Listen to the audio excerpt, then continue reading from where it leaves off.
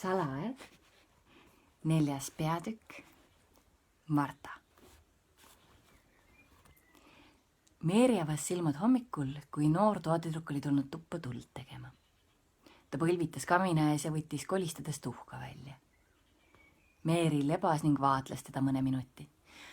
Laskis siis silmad toas ringi käia. Ta polnud kunagi sellist tuba näinud.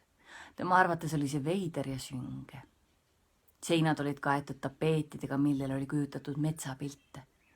Seal oli fantastiliselt rõivastatud inimesi puude all ja kaugemalt paistsid lossitornid. Seal oli ka kütte ja hobuseid, koeri ja daame. Meerile tundus, nagu viibiks ta ühes nendega metsas.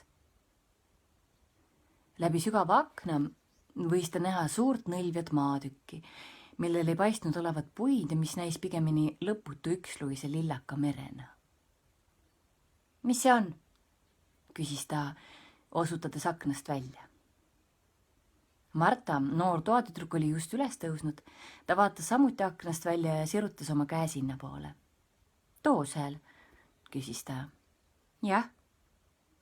See on nõmm, vastas Marta heatahtliku naeratusega. Meeldib ta sulle?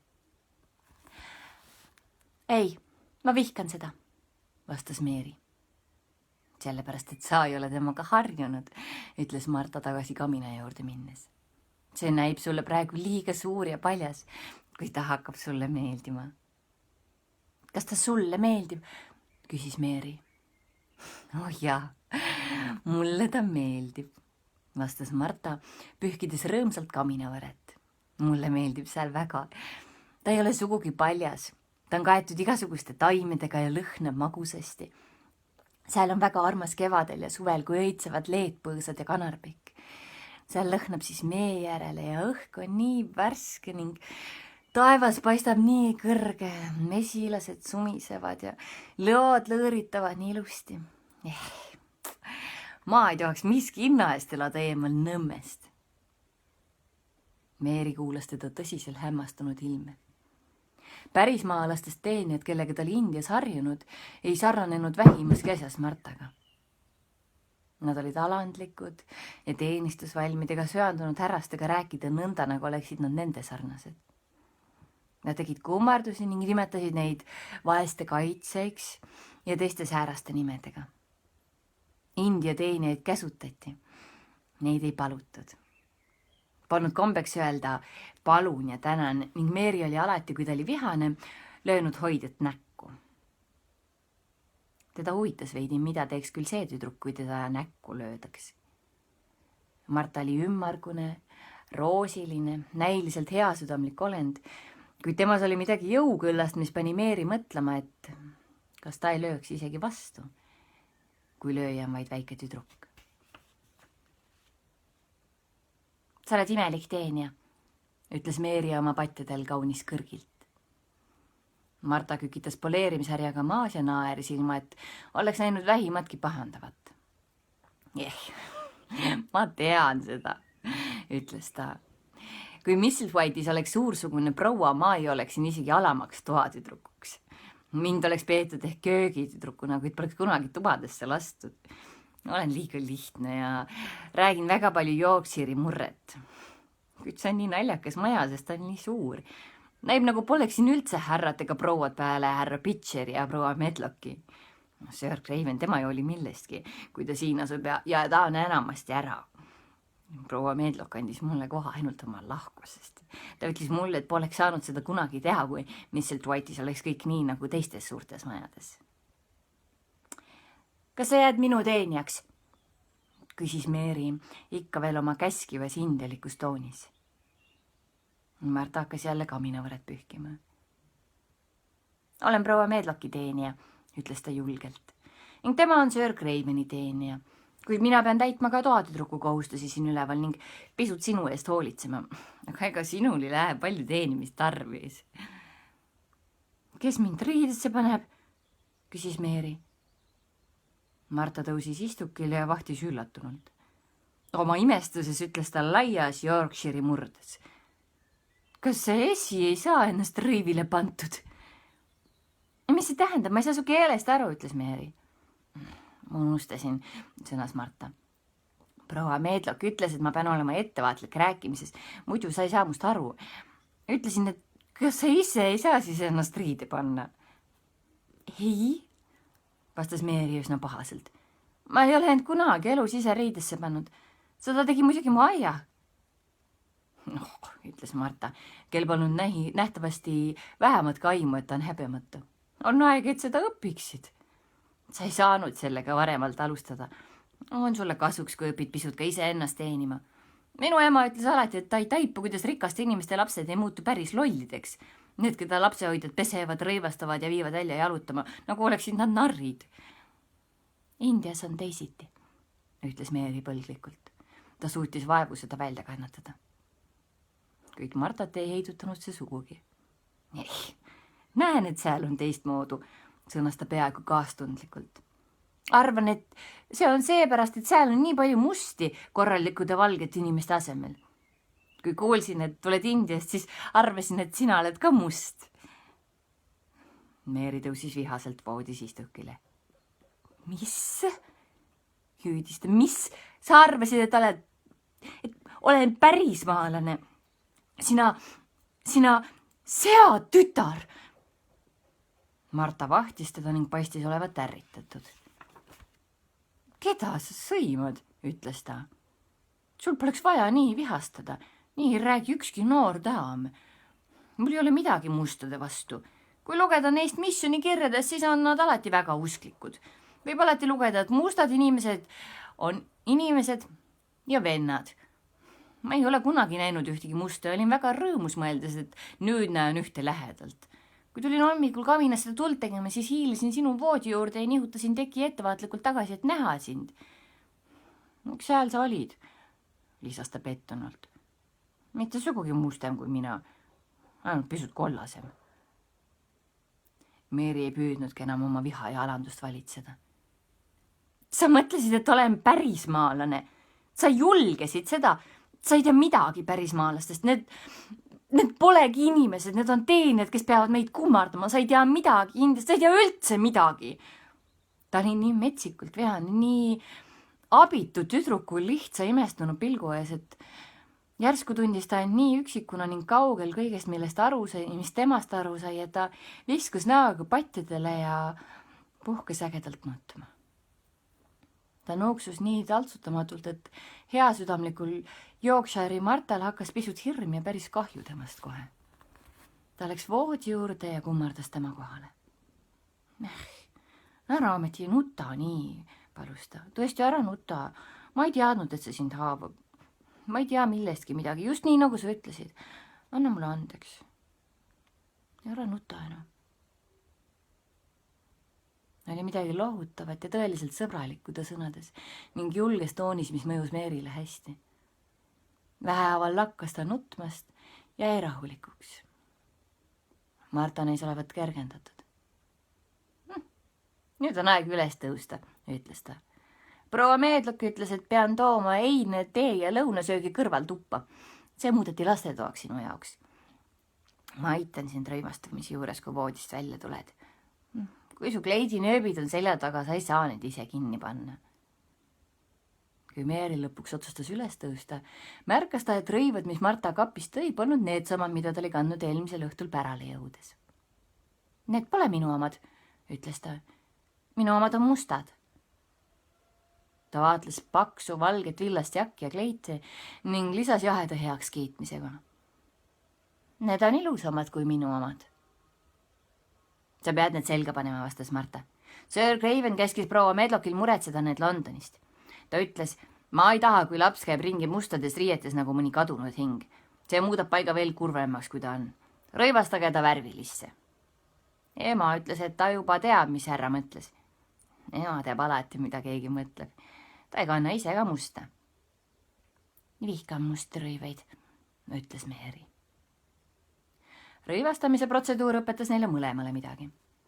Marta oli nüüpinud kinni oma väikeesi õdes ja vendi, ent ta polnud kunagi näinud last, kes seisab vagus ja ootab, et teine teeb tema eest kõik, nagu poleks tal endal käsi ega jalgu. Miks sa ise ei pane kingi jalga, küsis ta, kui Meeri rahulikult oma jala välja serutas. Minu aiah tegi seda, vastas Meeri imestunult. See oli nii kombeks. Ta ütles seda väga sageli. See oli kombeks. Pärismaalastest teenijad ütlesid seda alati. Kui keegi käskis neil midagi teha, mida nende esivanemad polnud 1000 aastat teinud, siis vaatasid nad sulle lahkelt otsa ja ütlesid, see pole kombeks. Ning sellega oli jutul lõpp. Polnud kombeks, et Preili Meeri oleks ise midagi teinud. Ta oli vaid seisnud ja lasknud end rõivastada nagu nukku. Kuid enne, kui ta oli eineks valmis, tekkis tal aimdus, et elu Misselthwaite'i mõisas lõpeb veel sellega, et õpetab talle palju uut. Nagu kingi ja sukki jalga panema ja üles tõstma asju, mida ta maha villas. Kui Marta oleks olnud hästi kasvatatud viisakas toatüdruk, oleks ta olnud enam teenistusvalmis ja aupaklik ning oleks teadnud, et on tema kohus kammida juukseid, nööpida saapaid ning korjata asjad üles ja panna need õigesse kohta. Ta oli ainult kasvatamatu Yorkshire'i talutüdruk, kes oli üles kasvanud koos hulga väikeste vendade ja õdedega Nõmme servalonnis. Nende majas polnud elu kunagi kuidagi teisiti ette kujutatud. Nad olid alati hoolitsenud endi ja nooremate õdede vendade eest, kes olid sülelapsed või õppisid kõndima ning üle asjade komistama.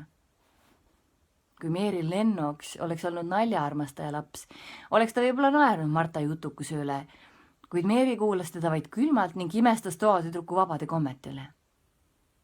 Algul ei huvitunud ta Marta jutust sugugi, kuid aegapidi, kui tüdruk temale omasel lõbusal kodusel toonil edasi lobises, hakkas Meeri tähele panema, mida ta rääkis. Sa peaksid nägema neid kõiki, rääkis Marta. Meid on 12 ja isa teenib ainult 16 shillingit nädalas. Ütlen sulle, ema peab lisamuretsema, et kõigile lastele putru anda. Nad ronivad ringi ja mängivad koos terve päeva ning ema ütleb, et Nõmme õhk teeb nad paksuks. Ta usub, et nad söövad rohtu nagu metsponid. Meie Dickon, kes on 12-aastane, on kinni püüdnud noore poni, keda ta nimetab omaks. Kust ta selle kätte sai? Küsis Meeri. Ta leidis ponivarsagas poniemaga soos, kui ta oli veel väike. Dickon hakkas temaga sõbrustama, andis talle leiba ja noppis noort rohtu. Poni harjus temaga, käib tal järel ja laseb selga istuda. Dickon on sõbralik poiss ja loomad armastavad teda. Meeril polnud kunagi olnud lemmiklooma ning ta oli alati mõelnud, et selline meeldiks talle. Seepärast hakkas ta tundma pisut huvi Dickoni vastu ning et ta polnud kunagi huvitunud kellestki peale iseenda, siis osutas ta temas uue õilse tunnetuse koitu. Minnes teise tuppa, mis oli määratud lastetoaks, leidis ta, et see sarnaneb kaunikesti tollega, kus ta oli maganud. See polnud sugugi lapsetuba, vaid täiskasvanu oma, süngete vanade piltidega seintel ja raskete vanade tammepuust toolidega. Keset tuba asuvale lauale oli asetatud hea tugev hommikueine. Ent Meeril polnud kunagi suurt isu ning ta vaatas kaunis vastumeelselt aldrikule, mille Marta tema ette asetas.